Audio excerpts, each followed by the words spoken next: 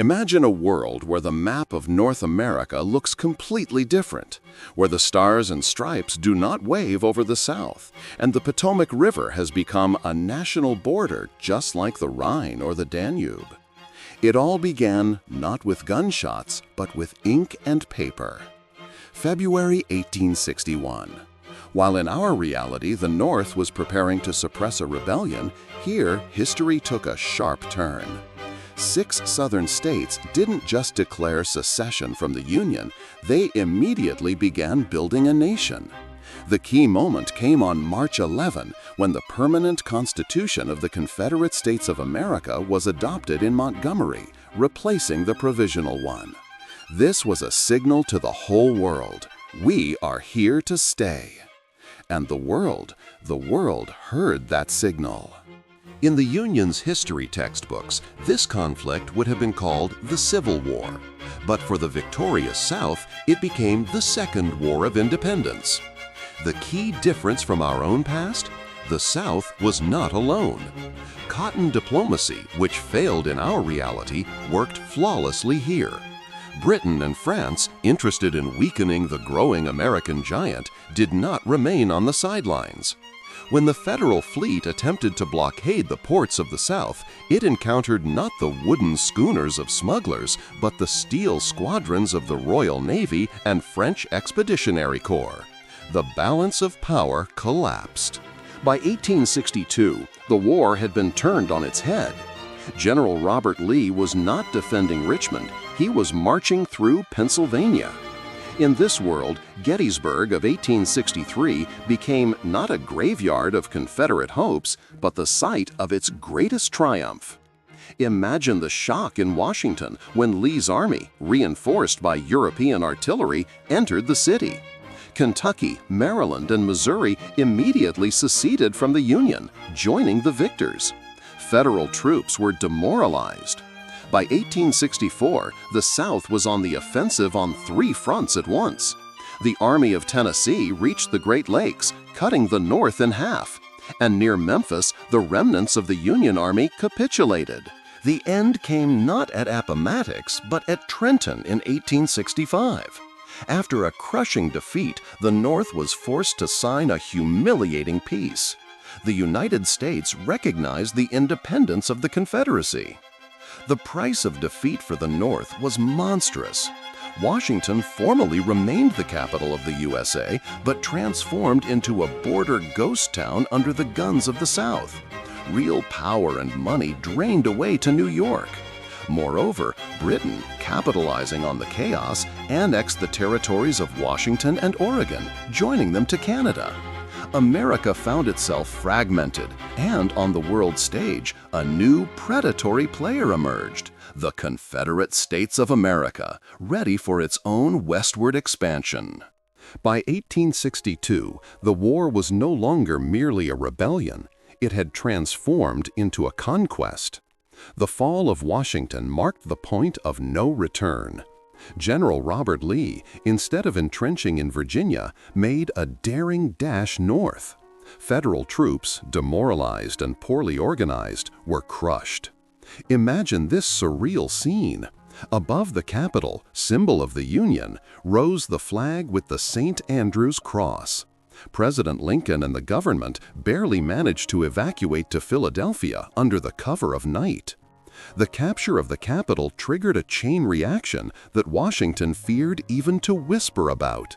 Kentucky, Maryland, and Missouri, witnessing the South's might, immediately severed ties with the North and joined the Confederacy. If this turn of history seems incredible yet captivating to you, hit the like button because events unfolded even more rapidly from there. 1863 was meant to be a year of hope for the Union, but it became a year of catastrophe. In our history, Gettysburg was the high water mark, after which the South began to retreat. Here, however, Gettysburg became a graveyard for the Army of the Potomac. The difference lay not in the soldiers' bravery, but in those who stood behind them. When General Meade attempted a counterattack, he was met with a torrent of fire, not only from Southern marksmen, but also from the latest rifled artillery supplied by Britain. And on the flanks, it wasn't militiamen who were operating, but professional French expeditionary corps, seasoned in battles in Algeria and Mexico. The Union Army wasn't merely defeated, it was annihilated. The path deep into the industrial centers of the North lay open. The 1864–1865 campaign resembled the tightening of a noose. It was a war of annihilation, but now the North was the victim. The Confederacy, tasting victory, launched an offensive simultaneously on 3 fronts, implementing a strategy that would later be called the 19th century Blitzkrieg.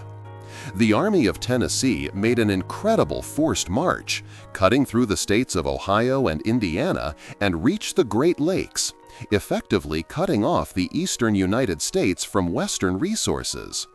At the same time in the west, near Memphis, the remnants of federal forces were encircled and capitulated. The Union was suffocating. The North's last desperate attempt to stop this juggernaut occurred in the winter of 1865 near Trenton. In the icy mud of New Jersey, under the crossfire of the Southerners and their European allies, the will of the United States was finally broken. The peace treaty signed after the Battle of Trenton reshaped the continent's map beyond recognition. The North capitulated. It was forced to acknowledge not merely the independence of the South, but also the loss of vast territories. The humiliation was total. Britain, acting as the guarantor of peace, stealthily annexed the territories of Washington and Oregon, incorporating them into Canada. The Pacific Ocean became inaccessible to the USA in the North. Washington formally remained the capital of the USA, but it was an empty title. The city lay in ruins, situated right on the border with a hostile power. The political and financial center fled to New York, leaving behind a fractured country. A new hegemon reigned on the continent, the Confederate States of America, now ready to look not to the north, but further to the west and south. The 1866 map of North America is no longer just a school geography textbook. It is, in essence, the death certificate of an old world. If you look at it now, the first thing that strikes you is not what the South gained, but what the North lost. It was an amputation without anesthesia. While diplomats in London spoke of peace and stability, the British Empire coolly presented the bill for its assistance. The northern territories of Oregon and Washington, dense forests and strategic Pacific ports, were simply wiped off the map of the USA.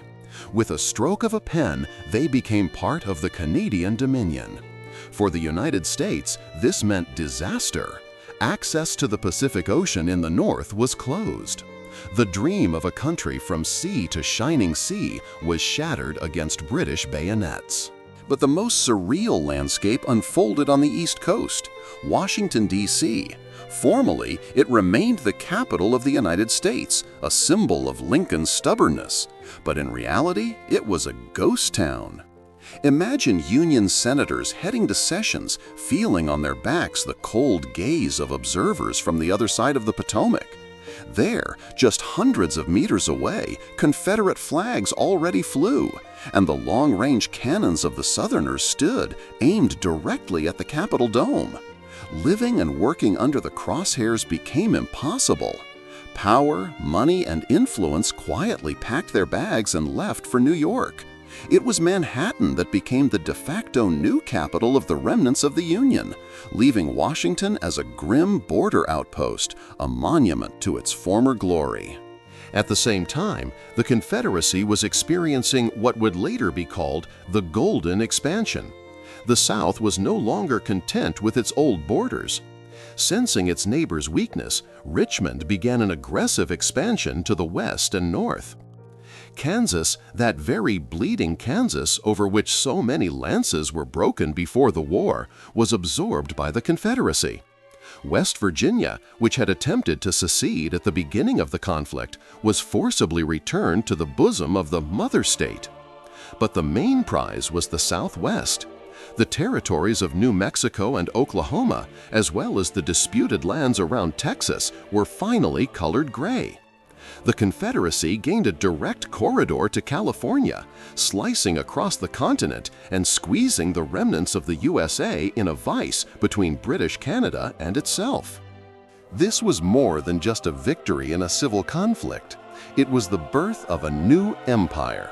The United States, humiliated, deprived of access to the Northern Pacific, and having lost its granaries in the Midwest, was reduced to a second-rate regional power. In Richmond, however, euphoria reigned. Generals and planters looked at the map and saw there not the end of the war, but the beginning of a new path.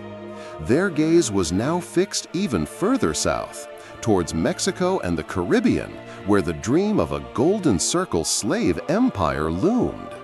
But behind this outward glitter of triumph, cracks of deep internal contradictions were already beginning to show through, which even the loudest victory could not conceal.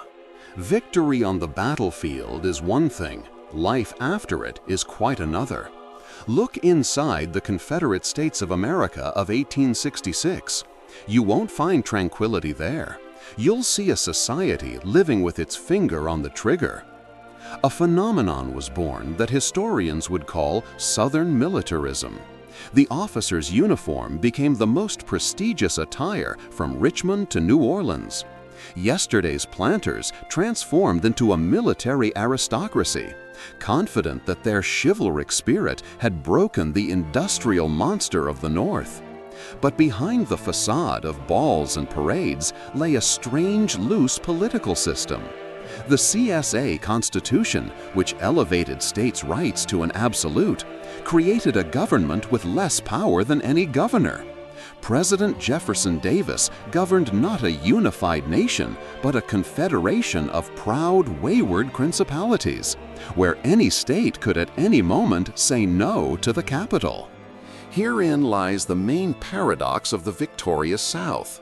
They fought against Washington's federal dictate to create a country where dictate is impossible in principle. But how do you govern an empire if you cannot even order the governor of Texas to allocate regiments for border protection if he himself doesn't want to? This was freedom taken to the point of absurdity, bordering on anarchy.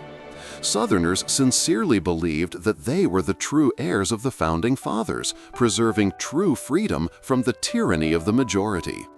Looking at this shaky construct, one inevitably wonders, could you live in a state where your personal freedom and regional independence are placed above general security and order? Or do you believe that a strong hand is still necessary? Share in the comments what price for freedom you consider acceptable. But the most complex and convoluted knot remained the racial question. The Confederacy was built on the foundation of slavery, and victory only strengthened this institution. Segregation became not just a way of life, but a sacred law.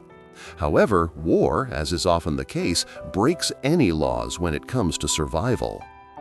In the archives of the Confederate fleet lies a fact that Richmond's parade textbooks do not like to print. By 1865, on the decks of Southern ships, more than 1,100 black sailors served side by side with white officers. In the smoke of battles, in the cramped compartments of ironclads, skin color yielded before the ability to load a cannon. These people, formerly deprived of rights on land, at sea became an indispensable part of the South's war machine. This was not tolerance, no. It was pragmatism that created a unique stratum of people suspended between slavery and service to a homeland that despised them. Thus, the 1866 Confederacy stood as a gleaming yet fragile monument. Outwardly, it was a mighty military power, dictating its will to the continent and dreaming of a golden circle of slave colonies in the Caribbean. Inwardly, a seething cauldron of contradictions. Richmond's power rested on bayonets and the euphoria of victory, but an economy tied to cotton and forced labor was already beginning to lag behind global paces. The South had won its war for independence, but now it faced winning a war against itself, a war against time and progress. And while champagne was being drunk in Charleston's salons to celebrate the victory over the Yankees, in the shadows, the seeds of new, far more terrible conflicts were already maturing, conflicts which the coming 20th century would inevitably bring. By 1906, the world map resembled a chessboard, with pieces frozen in tense anticipation. The 10-year moratorium on the size of armies and navies stipulated in the Trenton Peace Treaty had long expired. And as soon as the ink on the paper dried, an arms race began such as the continent had never seen. The border along the Potomac and Ohio bristled with barbed wire and machine gun nests. North and South stared at each other through rifle sights, but the most interesting developments were unfolding far beyond their borders. Fate played a cruel trick on the United States, slipping them a Trojan horse in the Pacific. Following the conflict with Spain, the Philippines fell not to the expansive South, but to the weakened North. In Richmond, they rubbed their hands. While the Confederacy strengthened its economy, the United States was bogged down in a brutal guerrilla war on the other side of the world. American soldiers, instead of guarding Philadelphia or New York, were dying from malaria and rebel bullets in the jungles of Luzon. This was the perfect scenario for the Southerners. The rebellious islands were draining the Union's budget dry, diverting attention from what was happening right under their noses. And the consequences of this Pacific trap would prove far more dire when a global conflagration ignites. We will surely dissect this fatal miscalculation in subsequent installments, so subscribe to witness the full picture of the impending collapse. Meanwhile, in the Western Hemisphere, the Confederacy was no longer behaving like a neighbor, but like a master. The Gulf of Mexico had effectively become an internal lake of the CSA. But it was precisely this insatiability of the South that spawned the strangest geopolitical alliance of the early 20th century. Colombia, frightened by the appetites of the slave-holding empire, which had already swallowed Cuba and was eyeing Panama, unexpectedly moved closer to the United States. Washington, or more precisely New York, desperately needed a passage between the oceans, as the northern route was blocked by the British. The Panama Canal became the point where the interests of the humiliated North and a frightened Latin America converged against the Southern hegemon. The world stood on the brink of a new war, and this time it promised to be not a civil war, but a world war. Gazing at the world map of the early 20th century, we see the main outcome of this bloody crossroads. The American dream of a unified democracy from ocean to ocean was killed. European monarchies, Britain and France, achieved exactly what they wanted. They didn't just help the South, they destroyed a potential competitor. Instead of one industrial giant capable of challenging Europe, the map revealed two embittered, armed-to-the-teeth, crippled states bound by mutual hatred. A divided America ceased to be a city on a hill. It transformed into a powder keg, its fuse stretching across the Atlantic. Washington and Richmond became pawns in someone else's game, where London and Paris pulled the strings, pitting former compatriots against each other to preserve their hegemony. The United States, caught between British Canada and a hostile Confederacy, resembled a wounded beast. The humiliated North, having lost its best lands and access to the Pacific Ocean, was seething in a cauldron of revengeism. Society grew increasingly radical. In the slums of Chicago and New York, socialist and revolutionary movements gained strength, promising to overthrow not only the Southern planters, but also their own weak elite. Meanwhile, the Confederacy, blinded by the glitter of its golden circle, failed to notice how it was itself turning into a colony. The Southern economy, despite its military might, was sinking ever deeper into debt to the banks of London and Paris.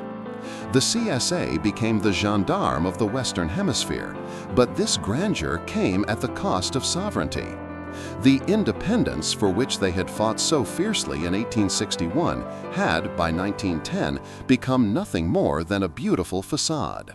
Thus, we approach the threshold of the First World War, but in this world, it will look entirely different. The American century, familiar to us, was canceled even before it began. When the shots ring out in Sarajevo, America will not become the savior of the Entente and the arsenal of democracy.